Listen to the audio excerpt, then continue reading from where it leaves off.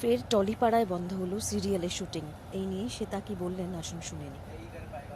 আমরা আমার কাছে এটা খুব খারাপ লাগার জায়গা যে ঠিক পাশের ফ্লোরটা এতদিন ধরে কাজ হচ্ছে, আমরা আওয়াজ পাচ্ছি, আমাদের ফ্লোর থেকে বলতো সাইলেন্স সাইলেন্স, যেহেতু শুটিং এর মাঝখানে আওয়াজ আসতো, সেটা পুরো স্তব্ধ হয়ে গেছে। এটা আমাদের জন্য খুব খারাপ। আর সৃজিতদা, যেটা তুমি বললে, সৃজিতদা আমাদের ডিরেক্টর ছিলেন, এখনো আছেন আমাদের সাথে অ্যাসোসিয়েটেড, একেবারেই আমাদের সাথে সঙ্গে অ্যাসোসিয়েটেড।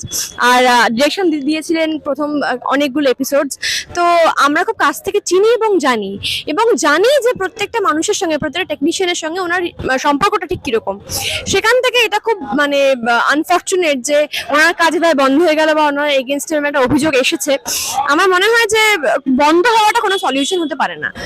এটা বসে একদম গোড়া থেকে নির্মূল করা উচিত। কোথায় সমস্যা হচ্ছে বা কোথায় কি প্রবলেম আছে সবটা নির্মূল করে দেওয়া উচিত, কিন্তু বন্ধ হওয়াটা এইভাবে কোনো সলিউশন নয়।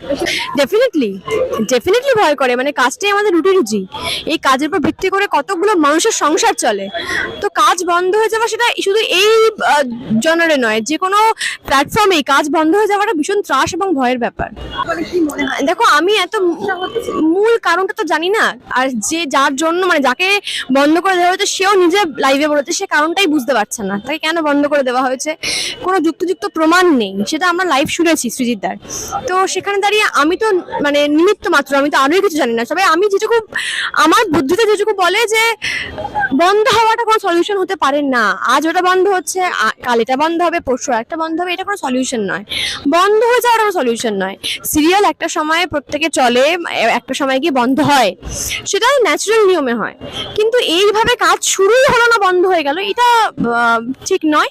তো আমার মনে হয় যেটা হয়েছে সেটা সলভ করে নেওয়া উচিত, নিজেরা বসে সবটা প্রবলেম সলভ করে নেওয়া উচিত। এইভাবে যেন বন্ধ না থাকে, এতগুলো মানুষের পেট যেন পেটে যেন লাথি না মারা হয়, আমার সেটা মনে হয়।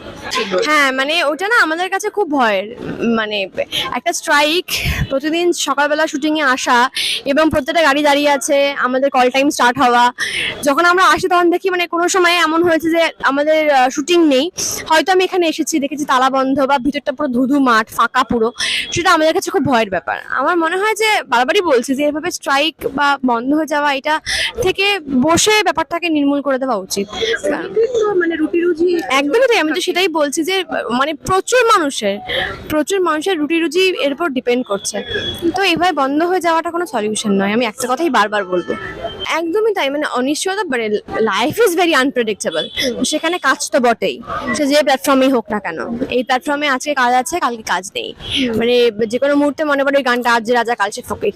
তো সেই জন্য এই প্রফেশনটা ভীষণ আনপ্রেডিক্টেবল একটা প্রফেশন। তার সাথে সাথে এভাবে যদি হুট করে মাঝপথে কাজ শুরু হওয়ার আগে কাজ বন্ধ হয়ে গেল, শুটিং চলাকালীন শুটিং বন্ধ হয়ে গেল, এগুলো খুব আমার কাছে খুব ভয়ের এই জিনিসগুলো। আমি খুব ভয় পাই এই জিনিসগুলোকে। Thank you.